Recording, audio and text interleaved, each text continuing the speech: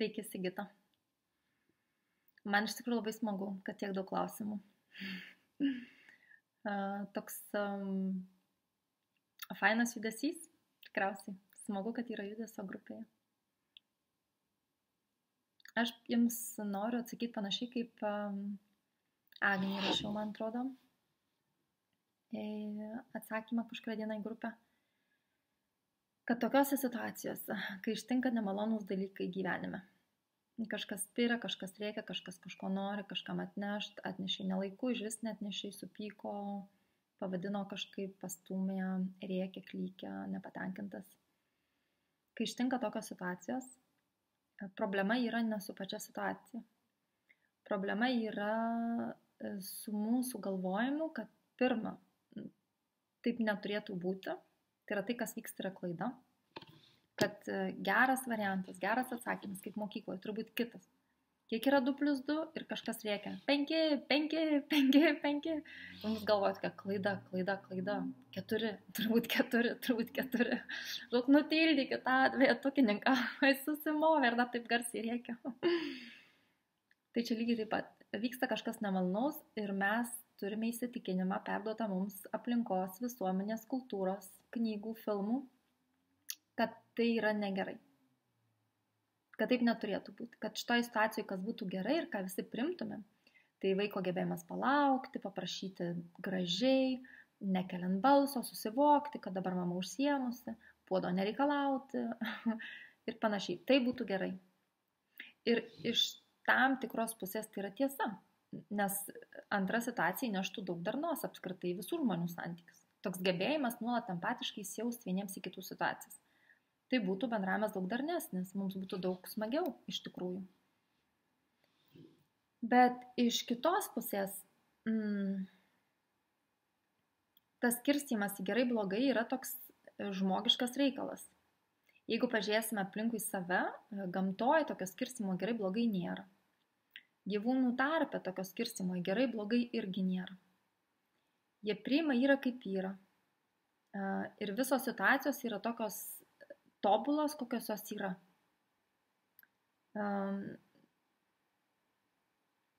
Ir sunkiausia galbūt mums žmonėms, kai mes įvertinam per gerai blogai prizmę, kaip turėtų būti, kaip neturėtų, yra tai, kad tai atneša daug psichologinės kančios. Todėl, kad tai, kas nusprendžiam, kad yra blogai, ko neturėtų būti, kad turėtų būti kitaip, kad siekiamybė yra kažkas kito, tai atneša įtampą ir stresą, nes mes esame vienur, o norim būti kitur. Yra vienaip, norim, kad būtų kitaip. Ir tai atneša psichologinę įtampą. Ir tai labiausiai kenkia tiek per galvą, tiek per kūną. Mes galim susirgti ir fiziškai. Bet viduje irgi labai širdį skauda, galvoja ten mintys tokios nesusieina niekaip, tarsi galai nesueina. Kai mes apsprendžiam, kad kažkas yra problema, kad jūs sakot, kaip jūs galvoja, kad jūs turi teisę taip aršiai reikalauti. Tarsi reikalavimas aršiai jūsų teigimu yra problema.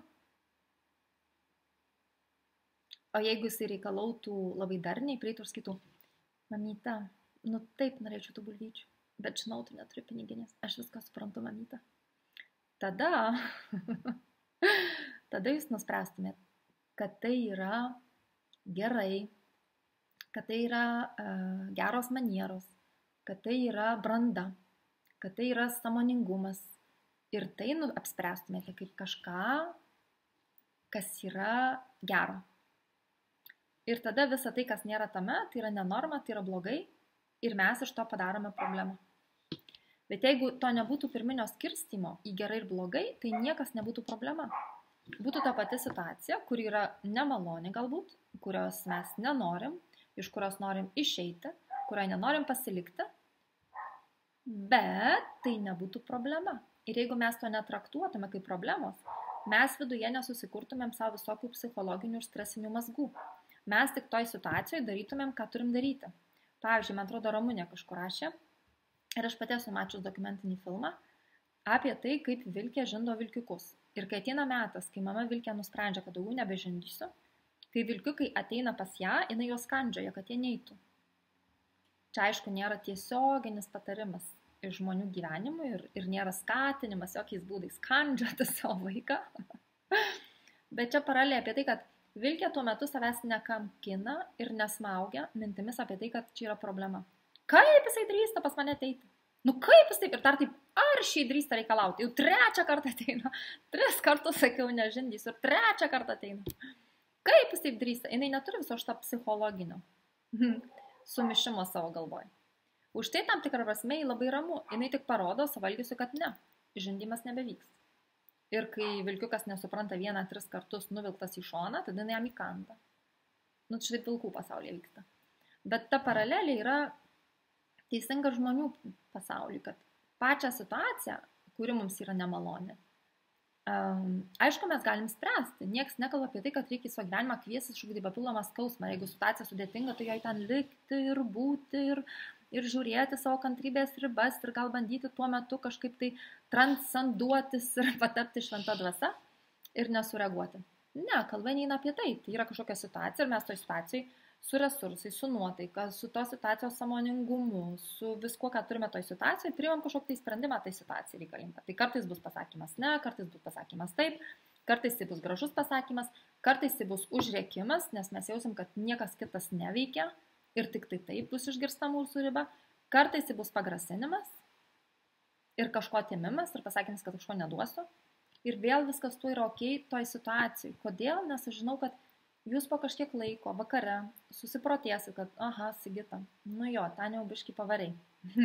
Grįšit prie tos situacijos ir sakysit, aš ten nuvažiavau nuo vėžio, atsiprašau vaikui. Aš tau grasinau, iš tikrųjų kaip buvo. Man buvo ta situacija sunki ir aš niekaip nežinau, kaip iš jos išeiti ir vienintelis būdas, kuris daug, tai tau grasinti. Tai už tai aš atsiprašau. Aš taip nenoriu elgtis, man taip išėjo ir už tai aš tavęs atsiprašau. Tau užtenka. Jūsų grasinimas jam kažką atimti nėra problema. Kaip ir jūsų atsiprašymas nėra problema. Niekas, kas mus ištinka gyvenime, nėra problema, nebent mes nusprendžiam, kad tai yra problema. Tai mes galim kiekvieną momentą duoti iš mūsų, ko momentas reikalauna. Tuo, kas tuo momentu mums atrodo teisinga.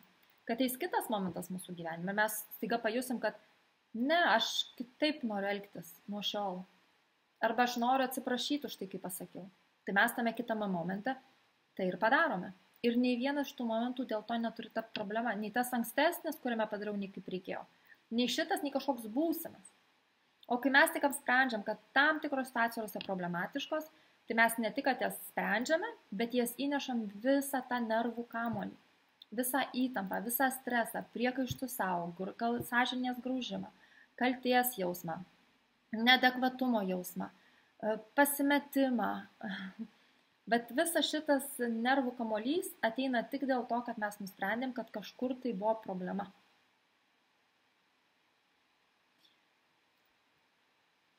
Tai va, tai kas duoda jūsų vaikui teisę aršiai reikalauti, tas pats, kas jums duoda teisę jam grasinti. Tai kas tas? Kažkas, nežinau, kažkas viduj, kas tuo metu kitaip negali. Kai jūs rami ir kai vaikas ramus, jis jums negrasina 24 valandas per parą. Kai jis ramus viduj, kai turi resursų, jis pribėga, apsikabina, moka atsiprašyti, moka pats viską pasidaryti, moka pats nueiti. Bet kai viduj jam kažkas ateina labai galingo, emocinių pavidalų, nu jis negali, taip kaip ir jūs. Jūs negalite to momentu jam negrasinti, jūs net nespėt susivokti ir jūsų grasina, tai kas per jūs grasina? Nu, bet vėl kažkas tokio labai didelio emociško, kas viduje jums skauda. Tai jūs labai puikiai galite suvokti, kaip jisai gali aršiai reikalauti, jeigu jūs užduosit klausimą, kaip aš galiu aršiai grasinti. Nes jūs dėl savo motyvų jaučiatės priremta prie sienos, o jisai dėl savo motyvų jaučiasi priremtas prie sienos. Ir tai, kad jūs jų nematot, ar nežinot, ar jums tai atrodo nesvarbus, ar kažkaip tai atrodo, kad kitaip jūs atliepat. Visa tai yra nesvarbu, čia yra jūsų protiniai išmąstymai. Bet jisai toj situacijoje jaučiasi priremtas prie sienos dėl savo priežasčių. Ir jisai kitaip negali. Tai vat paprasčiausiai. Kaip jisai gali lakstyti po miegam ar nenueiti pasimti puodo? Tai lygiai taip pat, kaip jūs, pavyzdžiui, į kažkokiam konfliktą su vaiku, numeta vaikas kažką ant žemės ir jūs sako, tu paimsi. Ir vaikas sako, ne, tu paimsi. Ir jūs negalit paimti ir jūs verčiat vaiką paimti. Kodėl jūs tokiu pačiu atstumu iki to nukritusio puoduko ant žemės? Kas jums trukdo jį paimti? Jūs einat į kitą pusę ar nešat keptuvę, jūs einat į tualetą, jūs einat į miegamą, jūs einat į vonį, jūs visais atstumais suvaikščiot. Įskyrus iki to nukritusio puoduko, kuris yra principo reikalas, kas jį paims nuo žemės. Bet tikrai ne jūs. Tai vėl, kas jam trukdo nueiti iki puodo? Kas jums trukdo paimti, pavyzdžiui, konflikto metu nukritusį puoduką, ar kai tai yra principo reikalas, kad paimsi tu, nes tu jį numeti, pavyzdžiui. Tai lygiai tas pats, kas viduj. Viduj tuo metu mes priremti prie sienos. Ir tuo metu mes negalim. Net tas, kas mes negalim, tai mes net nelabai suvokiam, kas ten viduj kažkas, kas negali, bet taip lyg būtumėm prirakinti. Kai kurie žmonės net per tas jausmų praktikas, kurias jūs minit, įvardina į žemę įaugusias kojas. Pavyzdžiui, konflikto atveju. Į žemę, jausmas, kad į žemę kojas įaugo ir aš negaliu judėti. Aš suvokiu kaip žmogus, kad aš galiu paimti, pakelti koją. Bet tuo metu toks jausmas, kad koja įaugo į žemę, aš negaliu pajudėti. Tai vad, kas tas kažkas, tas kažkas viduje, ką mes turime visi. Budistai tai vadina skausmo kūno, gal ne visi budistai, kartos tolė tai vadina. Tai yra visos tos mūsų emocinės patirtys, kurių suma mes esame ir kurios tam tikrais momentais mūsų užblokuoja. Ir yra labai mažai žmonių, kurie tas patirtis yra transcendavę, tai yra gebėję išjausti taip stipriai viską iki galo, kad dabar jau tai nebeliečia. Mes visi kiti, tie paprasti žmonės, išdrįskime žodį, paprasti žmonės. Mums iki to labai toli. Tai kai mes pradedam jausmų praktikas, kalbėti apie jausmus, susivokti jausmuose, tai mums vis po truputėlį, tai tą pajaučiam, tai tas pagėja. Tai jeigu mes turėtume tokį kalną tų visų emocijų sukauptų nuo pat vaikystės, o gal net dar ir iš anksčiau, tai mes, tie paprasti žmonės, tai kaip ir tai, kas matosi iš vandens, ta viršūnėlė. Tai to viršūnėlė ir kapstomės, bet mes žinom, kad po vandeniu yra ta aisbergo visi pamatai, kurių net nesimato. Tai pas mus lygiai taip pat. Labai mažai sielų šią žemę gali pretenduoti į titulą, kad aš išsprendžiau visą aisbergą savo emocijų. Mes visi kiti, toj viršūnėlėje, daugiau mažiau kapstomės, kas yra geriau negu nieko. Ir ten irgi yra ką veikti. Bet kai nuolat darant, pavyzdžiui, praktikas ir visą kitą, ir vis tiek tas jausmas, balau, bet ten nuolat ir jaučiasi, ir dar ten yra. Todėl, kad tas kūnas didelis ir vėl čia priklauso nuo kiekvieno dvasinių įsitikinimų, bet tas kūnas, tie visi emociniai, tai ką budistai vadina karma, paprastai žodžiais tariant karma, tai yra aš kažką darau ir iš to yra pasiekmė, bet kažkas vyksta ir iš to yra pasiekmė. Tai karma taip pat yra tas sukauptas visas emocinis kūnas. Tai budistai tiki, kad mes jį nešamės iš vienos reinkarnacijos į kitą. Tai tam mano emociniam kūnui gali būti daugiau negu keli tūkstančiai metų. Tai kai aš dabar per kelis tūkstančius metų, tai viską kaupiau ir staiga šitam gyvenime tampu sąmoninga ir pradedu apie tai galvoti ir daryti jausmų praktikas, tai gerai, tarkim, aš 10 metų jas intensyviai darau, tas jausmų praktikas, tai 10 metų prieš 3500 metų, tai yra klaiki kūdikystė. Tai aš siūlau iš tą situaciją atsinešti visų pirma kvestionavimą, pačio nuosprendžio, kad čia yra problema, iš viso to, kad visa šita situacija, kuriuos aprašyti, yra problematiška, bet kuris jos aspektas. Ar tikrai tai yra problema? Ir kas apsprendžia, kad tai problema? Ir siūlau įnešti tokio lengvumo. Tai yra, kai jūs sūnuje galite save atrasti ir savyje sūnų ir suvokti, kad mes abu labai panašus. Ir jeigu dar įtrauksit vyrą, dukrą ir dar kaimynus ir kelis draugus, pamatysit, kad jie irgi labai panašus. Ir suprasit, kad čia kažkas labai žmogiško ir bendro. Ir tada priklausomai nuo jūsų, kas jums labiausiai padeda šiose situacijos. Kaip jūs ir sakot, man reikia kažkokių jausmų praktikų. Galbūt jausmų praktikų jums reikia, galbūt jums reikia juoko dozės, kuris galite iš tos situacijos išsijuokti iki negalėjimo. Draugiškai, nesišaipant nei iš jūsų, nei iš sūnaus, nei iš nieko. Iš draugiškai įsijuokti, atpažinti save tą situaciją. Galbūt jums reikia išsikalbėjimo ir kad kažkas išklausytų, kol jūs ten keikėties ir ko nereikia visus ir nepriimtų nieko, ką jūs sakot už gryną tiesą. Gal jums reikia išeiti į mišką, gal jums reikia panerti į ežero gilumas ir pajusti šaltą vandenį ir juo nusiplauti visą tai. Aš nežinau, jūs geriausiai žinot, ko jums reikia, bet taip šitoje situacijoje jums reikia kažko, kas jums primintų, kas yra gyvenimas, kad kažkas, kas jums primintų, kas yra jums svarbu gyvenime ir kažkas, kas sutaikytų su gyvenimu. Bet kad nebūtų taip, kad visas postas yra apie iš jūsų ištikusį gyvenimą. Ir tikslas mūsų tikriausiai yra būti gyvenime ir gyventi gyvenimą, o nestovėti šalia ir jį komentuoti, teisti, analizuoti, kažkaip archyvuoti.